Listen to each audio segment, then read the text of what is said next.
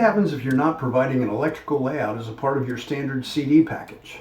I understand that electrical plans are optional at many building departments in the U.S. Well, here's a post from a homeowner I stumbled upon in Houzz. First, they feel there's a need to point out that they hired a residential designer and not an architect, as if that is relevant to this topic. And next, the home designer confirms that he leaves all the electrical decisions up to the builder, like how many and where to place light fixtures. Is that the kind of stuff that causes homeowners to feel they have to say we did not use an architect but a residential home designer? Well, finally, they hit upon most homeowners' primary concern. How much will this cost me? Well, they phrase it as an accurate bid, but that's what they're really thinking. Providing a layout showing the requirements by code isn't that difficult or time-consuming. I've been providing them for my clients for decades.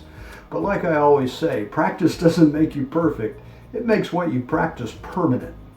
The building code is a minimum standard, and for placing receptacles and locating switches, that may be fine. When it comes to lighting, I've learned that a single ball light in the center of the kitchen is rarely the best option. Backing me up on this is professional member and architect Doug Walter in Denver, Colorado. And our educational vault is a 1-hour webinar by Doug titled Lighting the Way to Improved Wellness at Home. I watched the video, then ran downstairs and started assessing the lighting in my kitchen. And if you haven't noticed, I'm getting older, which means I have to lighten up. I know, my lighting puns are terrible, but hey, it's better than keeping you in the dark, right? Okay. Back to the topic. The aging eye has a thicker and yellower lens and can see only about a third as well as a 20-year-old's eyes. With increased illumination, our visual performance is about equal. Now here's a chart that Doug uses to show what I'm describing visually. In addition, as the days get shorter, many people find themselves feeling sad. It's called seasonal affective disorder, or SAD. It can interfere with daily functioning. A key feature of SAD is that it follows a regular pattern. It appears each year as the seasons change and goes away during the spring and summer. When we lived in Maryland, my wife suffered from this. Where I live now, the roads are jammed this time of year, full of people escaping the winter blues. Now, Doug shares the results of some of the studies he did measuring exactly how far a fixture should be located from the wall or back of the counter. Which types of bulbs produce better results? He explains why light has visual and non-visual effects on the human body's chemistry. I learned how to combine lumens and kelvins to enhance my circadian rhythms. And I picked up some valuable tips to enhance my lighting design skills, especially in the kitchen and bath. For example, here's a shot of my kitchen ceiling. I didn't design my current house, mind you, but I have to admit I've made these same mistakes. The lighting pattern starts 30 inches from each wall, and then the fixtures are spaced 48 inches apart in both directions. Although the lights look orderly in the ceiling, they don't line up with where we do our work. I downloaded a free app for my Android called Lux Lighting Meter by My Mobile Tools. Not a sponsor, by the way, at least not yet.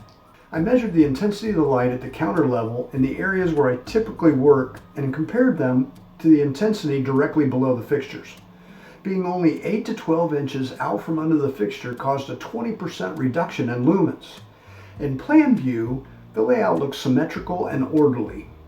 But there's this one light right above the stove and another one above the fridge. And both of those appliances come with lights of their own. And knowing what I know now, here's a layout that would have worked much better with this kitchen and our habits. There are more lumens with the same number of lights and bulb types. By placing them in the correct locations for no additional cost, you can design an experience for your clients that can turn out to be priceless. And are you speccing the bulbs? You should. But first you have to know which ones to use where. There's not enough time for everything in the Monday Minute, so go to aibd.org/education, scroll down and click on AIBD courses. Then search for lighting. And you'll find Lighting the Way to Improved Wellness at Home by Doug Walter. I know many of you were up for recertification at the end of 2021. Take the quiz at the end of the course and you get a CE credit. And it will apply to last year if you need it, or it will apply to this year if you don't. Win-win. Remember, go back to the email that led you to this video. There's still more stuff you might find valuable, like articles, events, and announcements. In the comments below, tell me something. Anything. I just want to hear from you because